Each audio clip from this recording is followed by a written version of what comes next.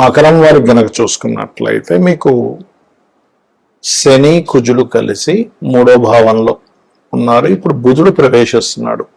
అయితే దీని యొక్క ప్రభావం ఏప్రిల్ 9 నుంచే ఉంటుంది. ఏప్రిల్ 11వ తేదీకి ప్రవేశిస్తాడు బుధుడు. అక్కడ ఒక 20 రోజులు ఉంటాడు, కానీ దాని ప్రభావం ఒక 26 రోజులు ఉంటుంది. అంటే ఆల్మోస్ట్ 26-27 డేస్ ఉంటుంది. అయితే దీని మూలంగా మీకు కలిగే ఫలితాలు ఏమిటి, ఏ విషయాల పట్ల మీరు జాగ్రత్తగా ఉండాలి, ఏ దేవతారాధన చేసుకోవాలి, మరియు కుజుడు కూడా తన ఓన్ హౌస్ స్వస్థలానికి మే 12వ తేదీ నుంచి మారుతాడు. అయితే ఈ యొక్క గ్రహస్థితిని అనుసరించి మీకు ఎలా ఉండబోతుంది ఏమిటి అనేటువంటి అంశాలు చెప్తుంది నేనైనప్పటికీ చెప్పిస్తుంది సాక్షాత్ లలిత అమ్మవారిగా భావిస్తూ, ఇక్కడ ఎప్పుడైతే ఈ కుజుడు మరియు ఈ యొక్క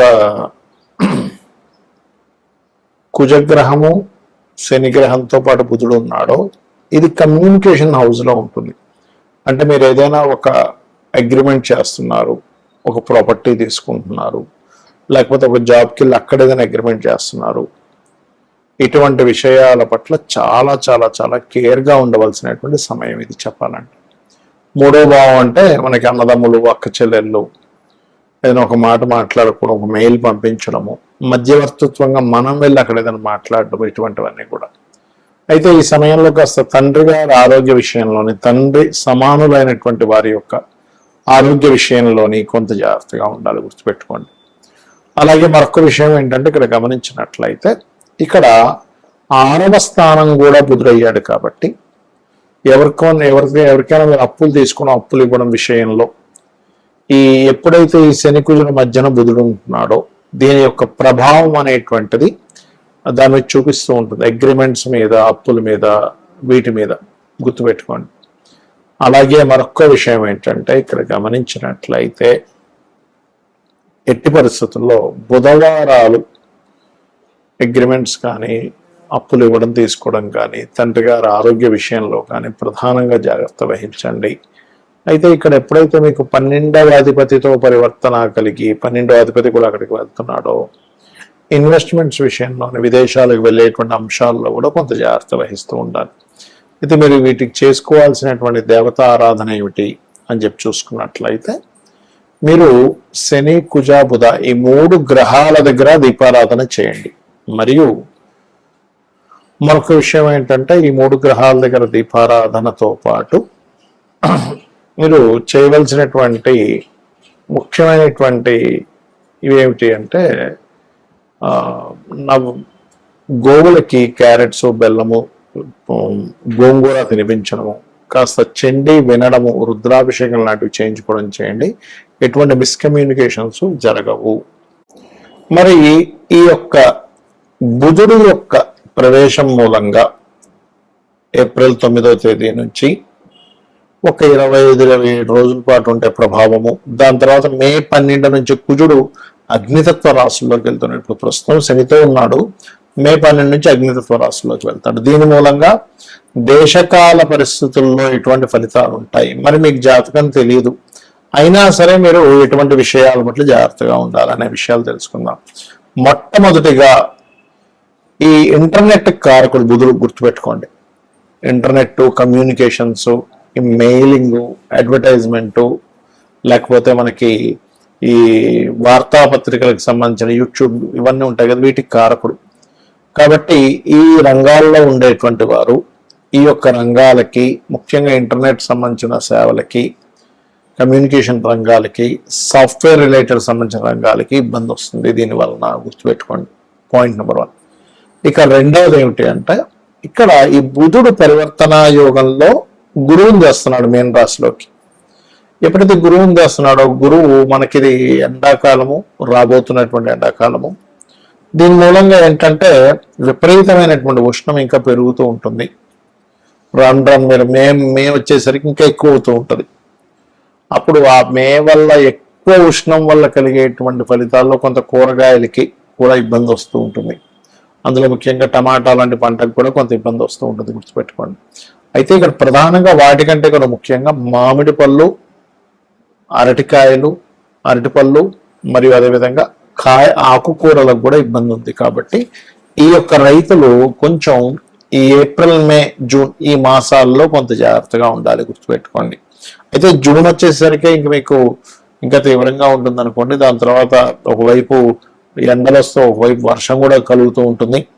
అయితే ఇక్కడ ఈ బుధుడు జలతత్వ రాశుల్లో ఉన్నందుకు జలంలో తిరిగేటువంటి షిప్స్ ఉంటాయి చూసారా, మనకి కొన్ని ఆ షిప్స్కి నావిగేషన్ అనేటువంటిది మిస్ అవ్వడం. బుధుడు నావిగేషన్స్ కూడా కారకుడు. అంటే మనం ఎటు వెళ్తాము, ఏంటి, ఎలా ఉంటుంది అనేటువంటి వాటికి కారకుడు. ఈ నావిగేషన్స్ కూడా మిస్ అవ్వడము, ఈ ఎయిర్పోర్ట్స్ దగ్గర లేకపోతే మన ఈ ప్రయాణం చేసేటువంటి ఫ్లైట్లు సంబంధంగా కూడా కొంతవరకు ఇబ్బంది రానుంది ఈ యొక్క సమయంలో. ఎందుకంటే వాయుతత్వ రాశుల్లో ఉండేటువంటి గురువు బుధుడితో పరివర్తన యోగం వల్ల మరలా మీకు ఇక్కడ ఈ యొక్క శని కుజులతో సంబంధాలు ఉంది. కాబట్టి ఫ్లైట్లు నడిపేవారు, ఫ్లైట్లు నిర్వహించేవారు, లాస్ట్ టైం కూడా మనం చెప్పుకున్నాం. అప్పుడు ఒకసారి మనకి 1200 ఫ్లైట్ల దాకా ఆగిపోయి చాలా ఇబ్బంది అయింది చాలా మంది ప్రయాణికులు. కాబట్టి ఇప్పుడు కూడా కొంచెం ఈ బుధుడి యొక్క ప్రభావం వల్ల ఇటువంటివి ఉంటాయి. అదేవిధంగా మరొక విషయం ఏంటంటే షేర్ మార్కెట్ ప్రధానంగా, ఎందుకంటే బుధుడు షేర్ మార్కెట్కి కారకుడు అండి. అయితే ఈ షేర్ మార్కెట్ విషయంలో కూడా ముఖ్యంగా 4 రాశుల వారికి మరింత ఎక్కువ ఇబ్బంది ఉంది. ఎవరెవరు అంటే వృషభము, సింహము మరియు వృశ్చికము, కుంభము. ఈ 4 రాశుల వారు షేర్ మార్కెట్ రిలేటెడ్ సంబంధించినటువంటి అంశంలో చాలా చాలా చాలా జాగ్రత్తగా ఉండాలి. కాబట్టి ఈ యొక్క అంశాల్లో ఇప్పుడు నేను ఏవైతే అంశాలు చెప్పానో ఈ యొక్క అంశాల్లో చాలా జాగ్రత్తగా ఉండాలి ఇప్పుడు ఉన్నటువంటి గ్రహస్థితి రీత్యా చూసుకుంటే. మరియు మరొక విషయం ఏంటంటే ఇప్పుడు మనకి చాలా మంది ఏమనుకుంటున్నారంటే ఈ సీజ్ ఫైర్ అవుతుంది కదండి, ఈ సీజ్ ఫైర్ అంటున్నారు కదా, ఆగిపోద్దాం అనుకుంటున్నారు. కానీ ఆగదండి. యుద్ధం అనేటువంటిది ఎలా ఉంటుందంటే ఒకవైపు సీజ్ ఫైర్ ప్రకటించినట్టే ప్రకటిస్తారు, 1 రోజులు 15 రోజులు అని. మళ్ళీ ఇంకోవైపు చూస్తే ఎక్కడో బాంబు పడుతూ ఉంటుంది. అంటే పూర్తి స్థాయిలో ఆపరు, అది ఆపినట్టుగా అనుకోవడం, మళ్ళీ వెంటనే ఇంకో బాంబు వేయడం, లేకపోతే మళ్ళీ ఇంకోటితో ప్రశంస రావడం, తద్వారా మళ్ళీ. అందుకని నేను చెప్పేది ఒకటే, అమెరికా కంట్రీస్లోని లేకపోతే ఇరాన్, కొన్ని ముస్లిం కంట్రీస్లో ఉండే భారతీయులు వీలైతే కొన్ని నెలలు కొంతకాలం పాటు ఇవన్నీ చల్లారే వరకు కూడా మీకు వీలుంటే ఇండియాకు వచ్చేసేయండి అన్నమాట. ఎందుకంటే ఇక్కడ ఉండేటువంటి గ్రహస్థితులు మనకి ఈ సంవత్సరం నవనాయకులు అంటారు. అంటే రాజు, మంత్రి, సేనాధిపతి, శస్యాధిపతి, అర్ఘ్యాధిపతి, మేఘాధిపతి అని ఇలా ఉంటాయి. ఇందులో ఈసారి మంత్రి కుజుడైనందుకు ఈ యుద్ధ సంబంధించినటువంటి విషయాలు అనవసరంగా పడుతూనే ఉంటారు. ఎందుకంటే ఒరిజినల్గా అయితే మనం ఎవరూ కూడా యుద్ధం రాకూడదనే కోరుకోవాలి మనస్ఫూర్తిగా. కారణం ఏంటంటే యుద్ధం వల్ల ఎవరికి లాభం లేదు, నష్టం తప్పితే. అయినా సరే ఇక్కడ ఏంటంటే ఇది ఊరుకోవన్నమాట. అంటే ఇప్పుడుండే పరిస్థితులు ఎలా ఉంటాయంటే ప్రతి ఒక్కరికి కూడా లేదు నేను బాంబే వేస్తా, ఏదైతే అదైంది అనే ఒక తెలియని ఒక డేరింగ్ దీన్ని తీసుకొస్తూ ఉంటుంది. కాబట్టి ఈ మే 12 నుంచి ఇంకా కుజుడు ఓన్ హౌస్లోకి వెళ్తాడు. ఇప్పుడు శనితో ఉన్నాడు, అది గ్రహ యుద్ధంలో ఉన్నాడు. మీకు యుద్ధం అయిపోయి చల్లారిపోద్దాం అనుకుంటాం, కానీ అలా కాదు. ఇక్కడ ఏమవుతుందంటే ఎప్పుడైతే ఈ యొక్క బుధుడు, ఈ కుజుడు ఓన్ హౌస్లోకి వెళ్తున్నాడు, ఇది ప్రభావం చూపిస్తూ ఉంటుంది. మరి జాతకం లేని వాళ్ళు ఏం చేయాలి, జాతకం తెలియని వాళ్ళు ఏం చేయాలి అంటే నవగ్రహాల్లో ప్రత్యేకంగా కుజ, బుధ, శని గ్రహాల దగ్గర దీపారాధన చేయండి. కాస్త గోశాలలకు వెళ్ళి గోవులకి బెల్లము, క్యారెట్స్, గోంగూర లాంటివి తినిపించండి. చండీ వినండి. చండీ మీరు ఎంత వింటూ ఉంటే అంత బాగుంటుంది, గుర్తుపెట్టుకోండి. చండీ పారాయణం చేయడం, చండీ వినడం, రుద్రం వినడం, రుద్రాభిషేకం చేయడం.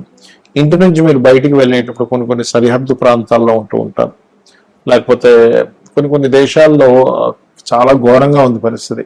అలాంటి దేశాల్లో ఉండేటువంటి వారు కాస్త మీరు ఇంటి నుంచి బయటికి బయలుదేరేటప్పుడు మీ యొక్క ఇష్ట దైవాన్ని మనస్ఫూర్తిగా తలుచుకొని, అమ్మ నువ్వు ఉన్నావు, నువ్వే నన్ను రక్షిస్తావనే బలమైన నమ్మకంతో బయటికి వెళ్తారు. అండ్ అప్పుడు ఏమవుతుందంటే ఎటువంటి ఇబ్బంది మీకు కలగకుండా ఉంటుంది. శ్రీమాత్రే నమః.